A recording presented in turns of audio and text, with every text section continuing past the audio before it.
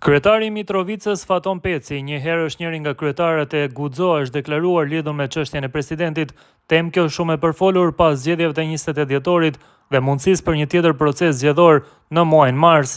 Peci i prerë tha se nëse Kuvendi i Kosovës nuk arrin që ta zgjedhë presidentin e shtetit më 4 mars, vendi do të shkojë sërish në zgjedhje.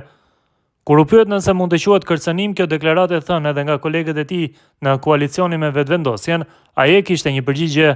Çështja e presidentit, ajo që dihet me saktësi, më 4 mars, në rast se Kuvendi i Kosovës nuk e zgjedh presidentin apo presidenten e vendit, atëherë Kosova shkon në zgjedhje me automatizëm. Ky nuk është kërcënim, veç po konstatojnë aspektin kushtetues dhe ligjor, nuk është një kërcënim. Kuvendi i Kosovës duhet me zgjedh presidentin më së largu më 4 mars. Në rast se më 5 mars Kosova s'ka president të votuar në kuvend, me automatizëm shkojmë në zgjedhje të jashtëzakonshme, tha Peci. Megjithatë, kryetari i Mitrovicës u shpreh se presidenti do të zgjidhet dhe skena politike do të arrijë ta kalojë këtë krizë, siç e quajti ai. Unë personalisht besoj se kena me zgjedh këtë krizë, fort besoj. Unë veç e tregova atë që është sfidë për Kosovën.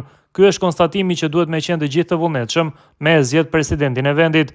Unë i kom pa disa përfaqësues të partive politike prej LDK-s dhe AK-s që kanë me jap kontribut pas zgjedhjeve, mos me lënë Kosovën pa institucione. Politika pa bisedime nuk shkon hiç.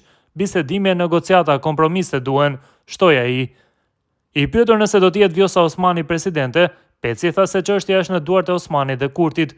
Çështja përcaktohet në takimin Vjosa Albini dhe gjithçka qartësohet, u shpreh ai më tej.